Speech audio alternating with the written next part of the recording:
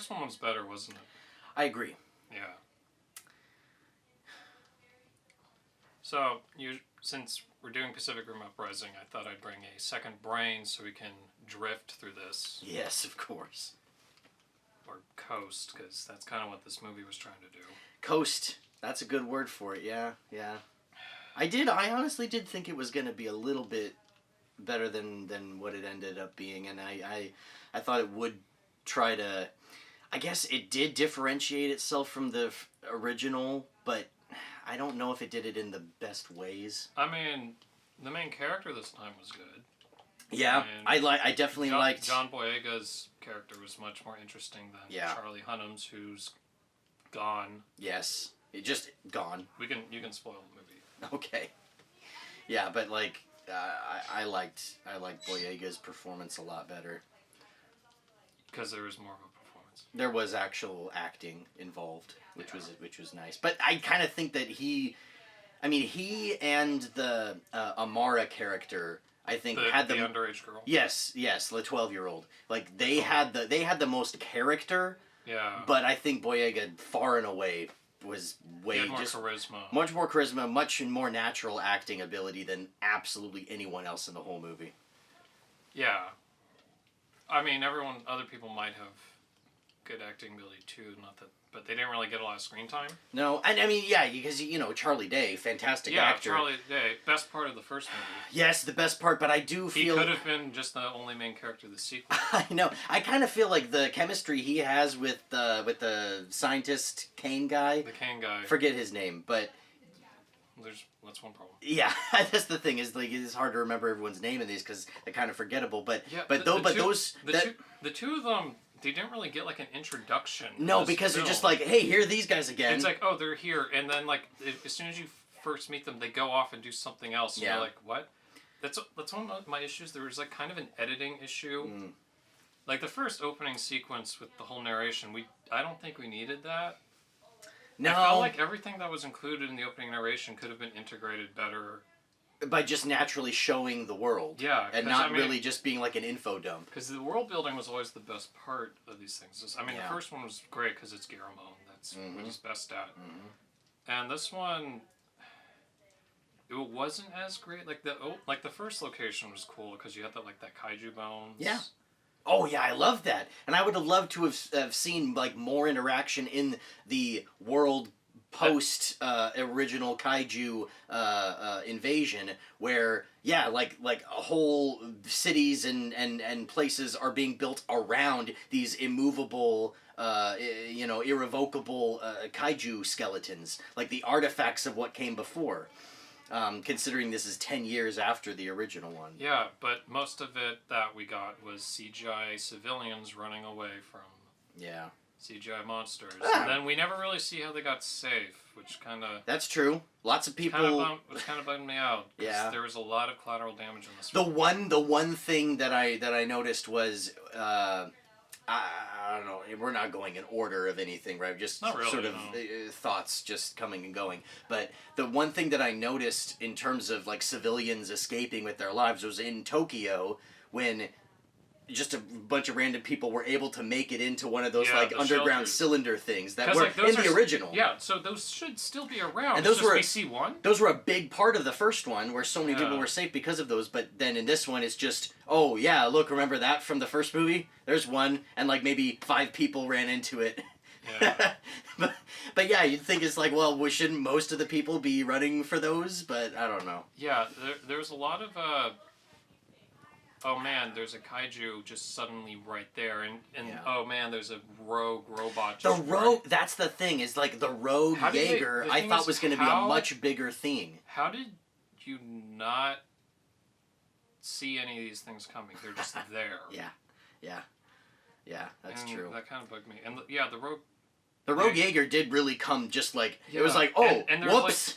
Like, for a second I thought it was like, oh, is the cult of the kaiju? Because there was like people who worshipped them for some reason. Yeah. Did they build their own Jaegers? Was that it? Somehow... They didn't elaborate on that. Somehow a kaiju hard-to-brain life force got itself into a Jaeger and started controlling it to try to kill the other Jaegers. without really any explanation as to how. I guess the why. Charlie Day was doing it. Okay, yeah. He's dating a kaiju brain. Yes, he's somehow. dating a kaiju brain. Yes, because in the original, when he had to fuse with the precursor. Yeah. But then he took it home with him, and now he's married to it. Yeah, he didn't let it go. It's really weird. Yeah, They're playing, I think, Marvin Gaye. Yeah. And that's the thing. It's like you have the Charlie Day character, which was such a great part of the first one, and in this one, he's sort of just made to be the villain because and they do connect it to the original, but they do it in such a way where it's like, okay, so is he completely taken over, or is he still there? Yeah, but because he's not trying to suppress it at all. How are they inside his brain if they're not connected? Yeah, and I would believe it if they really went all the way. But his mannerisms were still his character's mannerisms. He was still clearly, his personality was there, but his actions were being controlled by the precursors. Also, why are we calling them that? That's such a dumb name for the aliens. I know, but that's what they call them. Also, their plot was so stupid. Yeah. They wanted to blow up Mount Fuji, which I guess if you want to create an extinction level event, that is a way to do it. That's the volcano. That would make sense, because if a super volcano like Mount Fuji explodes, we'd all die. Yep. But to extinct humanity so we can terraform... They want to terraform the Earth. That's it. And that was kind of like a throwaway thing where they're just like, oh, I guess that means they want to terraform the Earth. Oh my god. Without really that being completely, shown as the reason why precursors are releasing kaiju everywhere. It's so they were just like, oh, they're trying to convene on Mount Fuji, when it was really only one kaiju. I remember it's like they talked about there's like multiple different kaijus that are doing this, but then then Charlie Day's like little they fused them together. Nano kaiju fused the 3 damaged ones into one huge one. Which would be cool if it wasn't Which, by the way, that happened. Yeah, which would be cool if it wasn't just a bigger kaiju. I didn't know Nano kaiju was a thing. They're just little tiny ones. They look like robots too, but they were kaiju, and they were little ones. And then they just all kind of like convene on the big one and all the damaged areas, all the wounds, and just fuse its wounds back together while also fusing the parts of the other kaiju into it to make Mega Kaiju. And then he climbed up Mount Fuji and tried to, I guess, was gonna like breathe into it or something? like do a kaiju ray and explode it. Yeah. But then Jaeger saved the day because 12-year-olds are... We sat next to a couple of them. Yes, they were excited. They were I know. So excited. Oh, I know. It was great for 12-year-olds. Yeah. Because one of the main protagonists is a 12-year-old girl who can build little mini Jaegers. And that was... I like that plot line. That was a good plot line. That could have been the... Because they followed through. That could have been the main villain. You could have just had... You could have had like Jaeger bandits. Oh yeah, like I would have loved that. Here's my thing. The biggest missed opportunity of this movie is the fact that they brought back the kaijus, the villains. Yeah. What they should have done is they should have gone Cold War with it, where they had because all the different nations. Yeah, the kaiju are gone. All the nations are like, okay, we did it. Now we have all these giant robots flying around. What do we do? And then you can have one country, probably Russia. Yeah. They're like, well, we're going to build bigger ones in case you guys use them against us. And then America will be like, no, we're going to build them in case you're using us. And then they just have bigger and bigger robots, which are more creative, which is something I'll get to. And then you have a Jaeger Cold War, which will then turn into a hot war, and then it's a Gundam movie. It would be pretty sweet. Right? But the problem is Pacific Rim sells itself on kaiju battles. But they could have sold it on anything. I know. It could have been big robots only, and I would have been fine with that. But the first one was so heavily lenient on the kaiju aspect. I don't think they could have gotten away with. The kaiju were just better in that one. They were better. I found the fights in the first one to be better and more creative. Well, and the kaiju design in this one was very just weak. Whatever. Also, the Jaeger design. Yeah, the entire design thing. It's like Del Toro didn't really go all out on this. Well, he wasn't in. He was only a producer. Yeah, but the artistic, the art direction has to go through him. I would assume. I mean, because they had cool weapons. Yes. They had different weapons, which was interesting. The weapons were but they cool. were all. The thing is, they're all like the same model. Yeah. So they're all like humanoids, with the exception of the one with the ball who had that like cool chest guy. That was the best one. But in the first movie, they had like different types of models from all different countries. So you had the Chinese with the 3 arms, and you had the giant bulky Russia guy. Oh yeah. So. There are more personalities to the Jaegers in the original. The Jaegers had more personalities, because like when they said all the names in this one, I was like, what? Yeah, I don't remember. Okay, there's an orange one. Yeah. Yeah, laser swords, whips. I do like how they brought chains. the swords out, and then they would like get broken a lot. Yeah. Because one criticism of the first movie is like, why didn't they just store up the sword? And I was always going to say, because the sword could break. And it does break in this one. It breaks all the time. Yes. But yeah, so like the villains could have just been a bunch of rogue Jaegers, and that would have been fine. And I thought that looked like that's what it was going for originally. But then drones, they're like, nope, kaijus. Yeah, it was, and then like the Jaeger drones would have been evil, and that sure would have been Age of Ultron, but that's true. But that's at least something. But then like they become like kaiju drones, and those looked kind of cool. Yeah, yeah. But then they're gone after 20 minutes. It's a lot of like small ideas that don't get fully developed. Yeah. Honestly. Like I'm upset. One thing that I thought was going to be do is the Kane doctor was talking about how he was going to use kaiju. He was like, "There's no way we can transport them fast enough unless we use rockets." And I was thinking, "Oh, you're going to use rockets? Why don't you try to come up with rifts?" Because apparently they're able to open up rifts with drones. Yeah. So maybe you could have opened up a rift to just over there, and you've invented teleportation. That would have been a lot cooler. That would have been cooler. Could have created portal rifts, and then you could have gone in there, and then the whole Shadow Dome would have been sucked into a dust universe, and now you have to fight the Lord of Dust. Wait a second. Hey. This is not a crossover.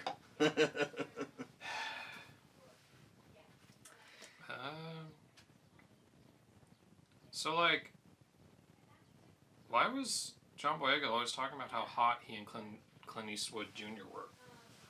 It's true. There was a lot of focus on that. He was always talking about how handsome he was and how handsome Scott was. I think that was a little bit of, like, kind of and then there was some kind of, like...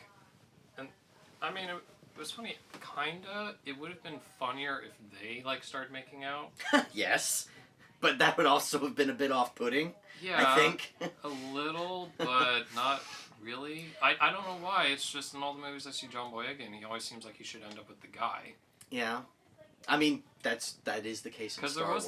But the thing was, like, there was that girl that was there, and there was apparently, like, a triangle, but... But who was she? Who was she? Did she do anything besides say hey in the beginning and then kiss the dude near the end? What else was she there for? I don't know. Was she also going to be a pilot? If she was also a pilot, then that's something. Was she in the first movie? Like, were we supposed to know who she was? Because I don't remember her. She wasn't in the first movie. All she does is she's like, "Yo, I'm part of this, and hey, I'm a girl. I'm here for the diversity Latino demographic." Yeah, and so here I am, she's Indian. And then she kisses the white dude, and then just and then kisses John. She pity kisses John because he's there. Or. She's just like, here's a little kiss on the cheek for you. It was really confusing. It was strange. Unnecessary, I think. Her whole character was unnecessary. And I think that most, if not all, of the Jaeger summer camp kids were very unnecessary. I think Amara was necessary, because she actually had a thorough plot line that started from the beginning to the end. And it worked in a very, like, if the whole movie would have been her with the Jaeger summer kids, then that would have been something, or just John Boyega. Yeah, I think the whole movie should have been her and John. They tried to have their cake and eat it, too. Oh, and there's far too much cake to eat, is what I'll say. Far too much cake. Yes. Far too much cake to eat. Mm-hmm. And they try to eat it crumb by crumb instead of actually taking big mouthfuls. What? Cake analogies. Okay. I threw it off. My bad. I mean, I edit these a lot, Good. usually. What else is there? That's the problem. It felt like there wasn't that much to talk about, because I like to talk about thematic links to the movies, like with Black Panther. And like political themes. Well, yeah, but there's not really anything like that here. But there wasn't really much for this movie. There's not a theme here besides... Like, it felt like a really basic, standard Hollywood action movie, with the exception of the fact that it's giant robots fighting giant monsters. Yes, yes. Which, I mean, in itself is cool. The fact this movie got made is great. Oh, yeah. The fact that they Because we who knew if a sequel to Pacific Rim was ever going to happen? Yeah, because no one saw it. Exactly. So, I mean, it happened, great. I don't think that we would be missing out if it didn't, though. Sadly, we would not be missing out if this movie was never made. Yeah. And that's unfortunate. It's like they didn't do enough with the premise. No. No, I think that because of how lackluster box office wise the first one was, they really wanted to lean in with this one to be way more mainstream and way more accessible. Yeah, and I mean, it was accessible, but that doesn't mean they couldn't have been like creative with the fights. Well, I think I would have liked the movie a lot more if the fights were more creative. Yeah, and I don't think that the action scenes were bad. They weren't bad. They were very clear. You could see what was going on. It wasn't a Transformers movie. It wasn't Transformers with stuff all the way. There was not as many colors as the first one, but there was still color. Like, it was bright, good CG. But I think they were going for a little bit more subdued, not too much, but enough enough desaturation in terms of too many colors being around, because this is trying to go for being set after the terrible, cataclysmic events of the first one. This is trying to be like a world post kaiju destroying everything. Yeah, I mean, that would explain why it's all bright and so it's trying to be a little bit more gritty in that sense. And plus, every fight scene in the first movie took place at night. Yeah, that's true. Usually in the rain. Yeah, but it was so much more epic. But it looks so cool. It looks so cool. That's the thing. You need to have, if you have a good creative design / if you have a good storyboard artist, you can do so much. Mm-hmm. Mm-hmm. The credits were really cool.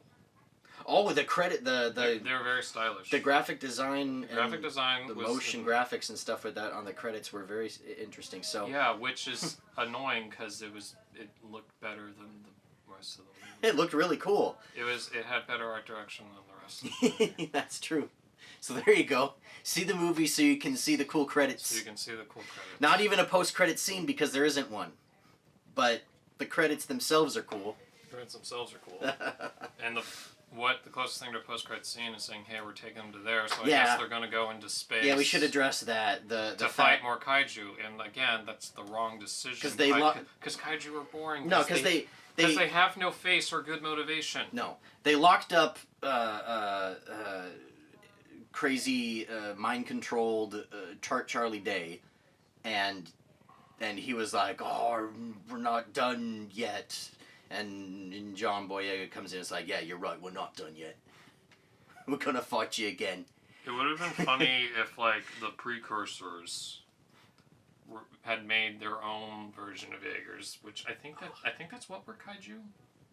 Yeah, because they control them. They were controlled, but it was more of a high point. But it would have been funnier if, like, I'm just saying, if you want a great way to have people care about fights is if you have characters in the fight.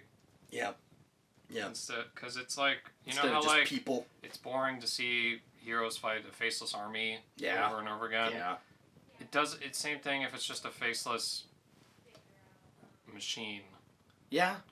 So like I was disappointed in the reveal of the rogue. Yeah, me too. Because it was like, who's behind the mask, and rips it off, and it's a kaiju brand. They're like, what? It's like nothing really. It's kaiju again. The kaiju are controlling it.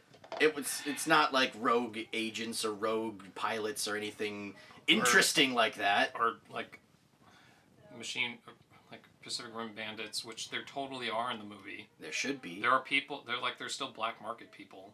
So it makes sense. Yeah, the fact that they set up in the beginning that there were like people stealing Jaeger parts to sell, instead it was like, well, that was a perfect setup for maybe some Jaeger pirates to have taken actual control of a Jaeger, or perhaps built one of their own, and have it like, unregistered and all that stuff, and then try to fight against the drones or something. Exactly. The drone people. Yes. Because they're like saying, I don't need no government watching me. Yes.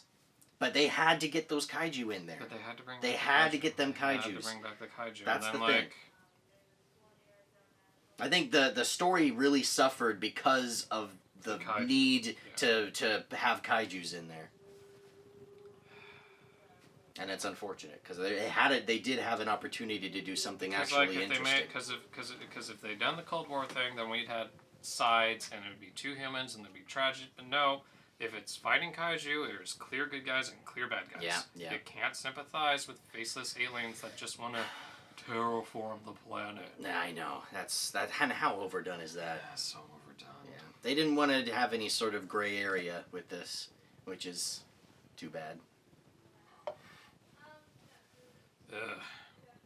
Remember Resistance? I do remember Resistance. The Chimera's plan was to terraform the planet, but like they were actually cool about it, and by that I mean they'd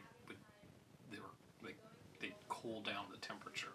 Yes, and literally. So like as you progress through the game, the environments got colder and colder because as you got back to the heart. Oh. I'm really bummed we never got to fight in Russia. I know, that's unfortunate. That series, because that's where they landed first. Yeah. And in the PSP game, they did say that there was a battle of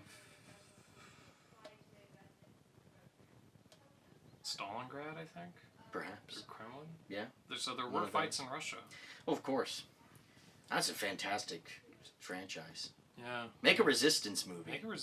That'd be a fantastic film. That'd be a great alien invasion movie. That would be an interesting movie, because you got the period piece set up. Yep. And you have like the protagonist who is like resistant to, he's turning into an alien, but not fast enough for some reason. Mm-hmm. And that's there's stakes. Yeah. Lots of stakes at all times. No need to. Maybe don't set it. Should we have them set the first one in London because it's like super gray skied? Well, I don't know what. Because like the that's another video. That's a whole other video. Is planning the Resistance movie. I mean, I do have a video series titled Impossible Games.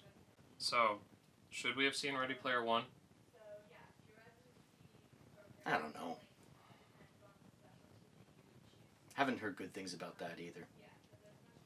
I've heard only like okay things. Yeah.